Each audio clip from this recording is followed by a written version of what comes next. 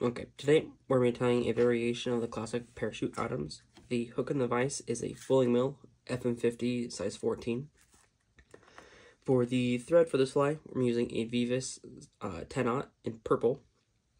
For the body of the fly, we're using purple ice dub. And then for the tail, we're combining two colors of the same material, which is Grizzly variant saddle hackle in brown and a natural Grizzly color. And then for the post of the parachute, we're just classic Parapost in white. And then for the parachute itself, we're going to be combining two colors again of dry neck chunks, one in a Grizzly brown and one in a natural Grizzly. So to start this fly off, we're going to start right behind the eye of the hook. Work our thread down towards the bend of the hook. Once we trap our thread in there, we're going to go ahead and trim this off. Now we'll back it down to just past the point of the hook, right about there. And now for our tail, we're just going to strip a handful of fibers off of each feather here. And we're going to line them up tip to tip. We don't need a lot of the fibers just because we're going to have two different colors and we'll blend them in together.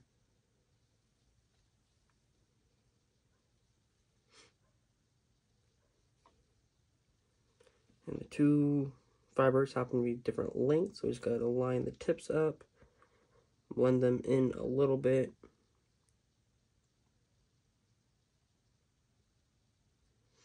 Don't have to be exact, but that's about what we're looking for. And we want this to be about half the quarter of the length of the hook, of the shank of the hook.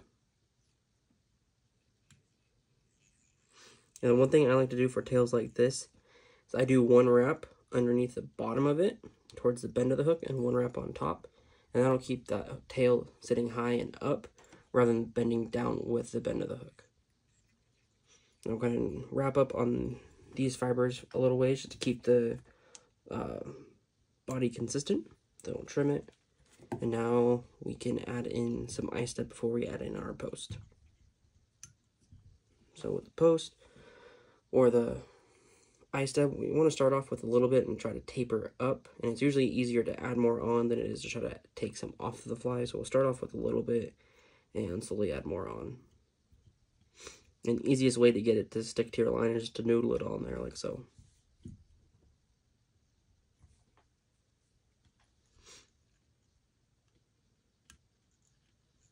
Some wraps going. Once you get about halfway, start doubling up those wraps a little bit just to get a little bit more of a taper going on. Now that we're just about halfway, or a little past halfway, about 3/4 of the way, we're going to tie in our post. Easiest way is just tie it in with the shank of the hook, like you would any other material, and then kind of get it where you want it, and we'll do some helicopter wraps on it.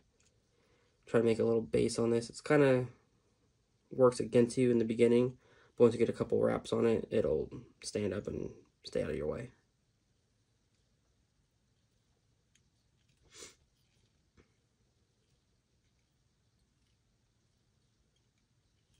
Don't have to go too high here. That's probably about good.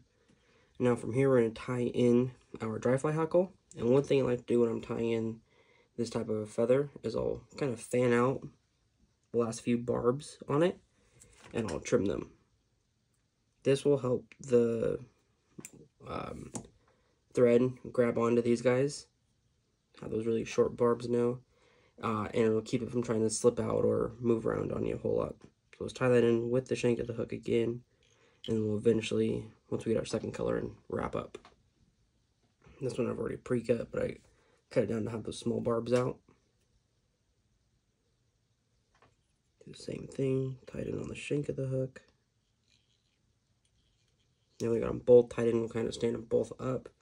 Do some more of those little helicopter style wraps. Get them connected or attached to the post. Now we got those guys in.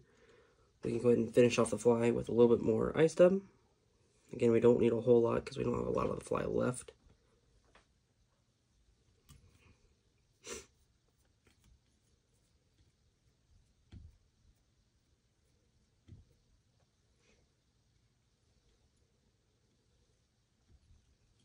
Kind of cover up any of our thread that was showing out, make a nice little bump right there.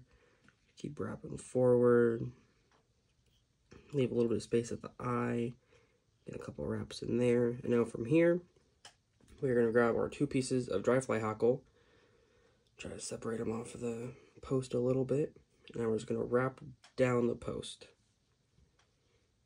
And you only need a handful of wraps because it's a fairly small post. You only need 2 or 3. 1. Sometimes it's nice to hold the post out of your way so it doesn't bend down on you like that. Got 1 wrap on there.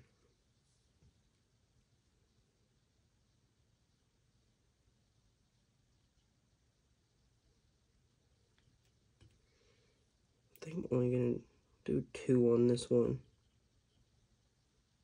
Alright, now from here, we're going to grab our thread, try to wrap underneath the parachute as much as possible. Trap those feathers underneath there. Now we can go ahead and trim the dry fly hackle feathers off.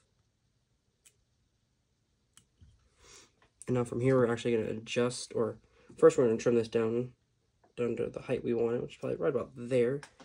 It'll help us see it when we're out fishing a little easier. But now we're going to adjust our fly in the vise a little bit. Point it down. I'm trying to sneak a couple of whip finishes at the bottom of the post. And that right there. Go ahead and write it in our vise again. Now we'll go ahead and trim the thread off. Try not to cut any of our hackle in there. And that is the sparkle purple variation of the Parachute Atoms.